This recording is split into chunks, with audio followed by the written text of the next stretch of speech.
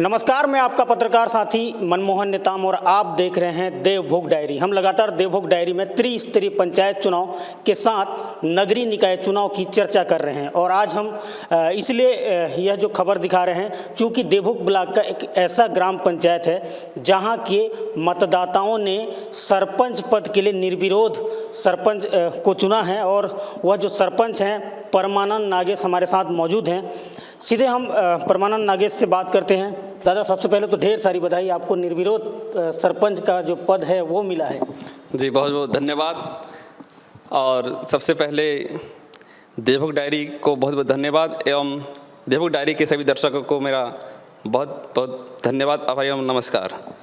एक अहम सवाल है और सवाल बनता भी है, आपको निर्विरोध सरपंच निर्वाचित किए हैं आपके गांव के मतदाताओं ने। इसके पहले के कार्यकाल की बात करूं तो हमारे भाभी जी सरपंच थे और अभी आपको निर्विरोध सरपंच चुने गए। अक्सर यह देखा जाता है कि जब भी पंचायत का चुनाव होता है घर घर में कई दीवार खड़ी हो जाती है, विवाद की जो स्थिति है वो निर्मित हो जाती है। आप ऐसे गांव में क्या सामंजस्य स्थापित किए कि लोगों ने आपके ऊपर पुनः भरोसा जताया? जी, मैं पहले तो हमारे ग्राम पंचायत रोहनागुड़ा में 2 ग्राम आते हैं, ग्राम रोहनागुड़ा एवं जामगांव के सभी मतदाताओं, बुजुर्गों, भाइयों, माताओं को मेरे आपके देवभोग डायरी के माध्यम से उन्हें मेरा सादर नमस्कार एवं प्रणाम, जो उन्होंने मुझे आज निर्विरोध रूप से सरपंच पद पर चुना है। और रही बात आपने जो अभी सवाल किया नेताम भैया कि हमारी जो मिसेस श्रीमती बनीता नागेश जो पिछले कार्यकाल में सरपंच थी, उन्होंने बहुत ही लोक कल्याणकारी कार्य किए उनके कार्यकाल में। हालांकि पिछले जो कार्यकाल में वैश्विक महामारी आप सब विदित हैं, कोरोना काल में 2 साल का जो माइनस रहा, इसके बावजूद भी उन्होंने अपने कार्यकाल में चाहे राशन हो, चाहे पेंशन हो, आवास हो, चाहे अनेक प्रकार की जैसे मनरेगा के अंतर्गत रोजगार दिलाना और हमारे ग्राम पंचायत रोहनागुड़ा में मंडी स्थापित करना, जिससे हमारे एरिया के 11 गांव के जो किसानों को वहां जो सुविधा मिल रही है। अनेक प्रकार के कार्य हुए हैं जिसके फलस्वरूप उनके जो कार्य है, उनके फल जो कार्य किया गया है, उनसे बोनस के रूप में मुझे आज निर्विरोध रूप से हमारे पंचायत की जनताओं ने निर्विरोध रूप से चुना है। इसलिए मैं पुनः उन सभी मतदाताओं को मेरा ओर से बहुत बहुत धन्यवाद एवं आभार। मैं आपके ग्राम पंचायत में एक धार्मिक कार्यक्रम अष्टप्रहरी का आयोजन हुआ था, उस समय मैं देखा था युवाओं में एक जोश था और आपका जो कहीं ना कहीं युवाओं में एक अच्छी पकड़ थी। कुछ ऐसे युवा हैं आपके गांव की जो आपके फैन बन चुके हैं और धार्मिक आयोजनों में मैंने खुद देखा है, मैं खुद वहां पर उपस्थित था। धार्मिक कार्यक्रम में आप एकदम बढ़ चढ़ कर हिस्सा लेते हैं और कहीं ना कहीं गाँव में जो आपसी भाईचारा है वो उससे बढ़ती है। और हमने देखा है जब अष्टप्रहरी का कार्यक्रम हो रहा था, आपके गांव के बहुत सारे युवा एक तरीके से आपका दोस्त साथी बनकर आपके साथ कदम से कदम मिलाते हुए उस कार्यक्रम को आपने सफल बनाया था। तो क्या मानते हैं आज जैसे निर्विरोध सरपंच आपको निर्वाचित किए हैं, युवाओं की कितनी भूमिका रही?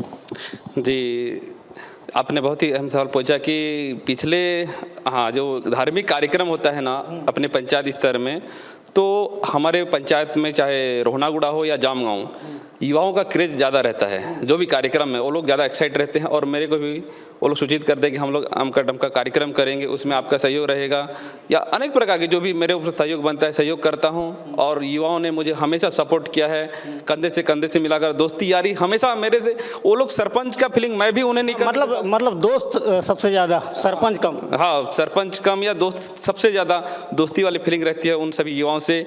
और उसी की बदौलत आज दोनों गांवों के युवाओं ने मुझे भरपूर सहयोग दिया है। मैं उन युवा साथियों का भी बहुत बहुत आभार व्यक्त करना चाहूँगा और हमेशा के लिए मैं उनका हमेशा कंधे से कंधे मिलाकर उनके साथ रहूँगा और उनके जो भी समस्या रहेगी चाहे ग्राम पंचायत स्तर में मेरे तरफ से जो बन सके मैं उनका भरपूर सहयोग करने का प्रयास करूंगा। अच्छा, पिछले कार्यकाल में भाभी सरपंच रही, अभी आप सरपंच पद के लिए निर्वाचित हो गए हैं, औपचारिकता थोड़ी सी बची है। जी। क्या जो काम है गांव की प्रमुखता जो पिछली बार बच गया है उसको अभी आप पूरा करेंगे? जो आप सबसे पहले रोड मैप बनाए होंगे, 2-4 काम आपने लक्ष्य लिया होगा कि ये पहले करूँगा करके। जी हाँ, आपने बहुत ही अहम सवाल पूछा कि हमारे ग्राम पंचायत में तो पिछले कार्यकाल में तो अनेक कार्य हुए हैं, लेकिन कुछ कार्य बच गए हैं, तो उसे मुझे पूर्ण करने का जिम्मा आज सौंपा है हमारी ग्राम पंचायत की जनता ने। जैसे यहाँ 2-3 जगह सीसी रोड बनाना जरूरी हो गया है, क्योंकि वहाँ आवागमन की सुविधा के लिए बहुत दिक्कत करना पड़ता है, और 2-4 मोहल्ला में पेयजल की भी व्यवस्था करनी है, उसे भी व्यवस्था कराऊंगा। और रही बात जहाँ मंडी अभी खुला है ना, वहाँ आवागमन के लिए 1 किलोमीटर या 1.25 किलोमीटर हो सकता है, वहाँ कच्ची सड़क है, जिससे किसानों को बहुत असुविधा होती है बरसात में खाद बीज लेने के लिए। तो उसी को मैं शासन तक अवगत कराऊंगा और पूर्ण कराने का निश्चय कर लिया है, क्योंकि वहाँ मंडी तो खुल गई है लेकिन सड़क अभी नहीं बनी है। तो उसी को हमारी पहली प्राथमिकता रहेगी, और हो सके तो वहाँ स्वास्थ्य की व्यवस्था भी करवाना चाहूँगा। और अनेक प्रकार की अभी मनरेगा के तहत भी रोजगार दिलाना बहुत ज़रूरी है, क्योंकि हमको पलायन को रोकना है। तो इसीलिए मेरी पहली प्राथमिकता मनरेगा भी रहेगी। मनरेगा के अनेक प्रकार की यहाँ कार्य कराना है और रोजगार दिलाना भी मेरी पहली प्राथमिकता रहेगी। भैया, आपके यहाँ निर्विरोध सरपंच आपको निर्वाचित किया गया है।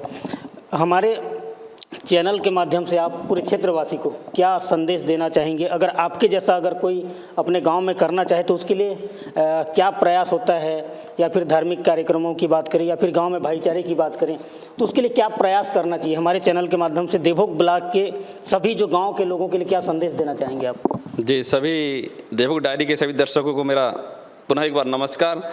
मैं क्या बोल सकता हूँ भैया कि हमेशा भाईचारा भावना ही सबसे बड़ी रहती है, और आपसी तालमेल, किसी के साथ मतभेद न रहे। और ये पद तो 2 दिन वाली फीलिंग रहती है, आज 5 दिन का पद रहता है भैया, इसमें ईगो नहीं होना चाहिए और सभी को साथ में लेकर चलने की कोशिश हमेशा करनी चाहिए। मैं इतना ही कहना चाहूँगा कि सभी आपसी चुनावी रणनीति को, चुनाव 5 दिन का रहता है, उसी में किसी के साथ आपसी मतभेद रहना गलत है भैया। अच्छा, हमारे चैनल के माध्यम से आपके गांव, पर्सनल आपके गांव के मतदाताओं को क्या संदेश देना चाहेंगे आप? मैं देवभोग डायरी के माध्यम से मैं हमारे ग्राम पंचायत रोहनागुड़ा के अंतर्गत जो 2 गांव आते हैं, रोहनागुड़ा एवं जाम गाँव की जनताओं ने मुझे जो भरोसा एवं विश्वास जताया है, मैं उनके जो विश्वास जताया है मैं उस पर 100% कार्य करूंगा, और उनके विश्वास दिलाता हूं कि जो भी उनकी समस्या होगा मेरा यथासंभव मैं उन्हें सहयोग करूंगा, और हमारे ग्राम पंचायत रोहनागुड़ा को विकास की गति की और आगे ले जाने की कोशिश करूंगा। धन्यवाद भैया, पुनः आपको बधाई, और आपने समय निकालकर हमारे स्टूडियो आए। ये हैं परमानंद, कुछ बोलना है? जी, बहुत अच्छा लगा भैया। मैं भी एक्साइटेड था कि कब नेता भैया का कॉल आए और मैं भी देवभोग डायरी में आ जाऊँ और विचार व्यक्त करने का मुझे मौका मिला। तो आज मुझे बहुत खुशी हुई, और आज इस मंच पे जो हूँ मैं हमारे ग्राम पंचायत रोहनागुड़ा के जो रोहनागुड़ा एवं जाम गाँव की जनताओं की बदौलत आज मुझे यहाँ अपना विचार व्यक्त करने का जो मौका मिला है। मैं पुनः रोहनागुड़ा एवं जाम गाँव के समस्त ग्रामवासियों को नमस्कार करते हुए मैं बहुत बहुत आभार व्यक्त करता हूँ, और देवभोग डायरी को भी बहुत बहुत धन्यवाद, एवं मेरी और भी शुभकामनाएं। आगे बढ़े देवभोग डायरी इसी शुभकामनाओं के साथ। जय हिंद, जय भारत, जय देवभोग, जय रोहनागुड़ा। धन्यवाद परमानंद भैया। युवाओं के एक आइकॉन बन गए हैं परमानंद नागेश जी, और कहीं ना कहीं ऐसा मैसेज पूरे देवभोग ब्लॉक में जाना चाहिए, क्योंकि जो निर्णय ग्राम पंचायत रोहनागुड़ा के मतदाताओं ने लिया है वाकई में काबिल तारीफ़ है। और ऐसी अगर जो संदेश है, ऐसा अगर जो सरपंच पद के लिए अगर इस तरीके का अगर निर्णय और भी पंचायतों में लिया जाएगा तो वह दिन दूर नहीं जब पूरे क्षेत्र में भाईचारे एवं आपसी जो प्रेम है वह बढ़ते रहेगा। बहरहाल आज के लिए बस इतना ही। कल किसी नए मेहमान के साथ फिर हम हाजिर होंगे। तब तक के लिए नमस्कार, जय जोहार, जय देवभोग।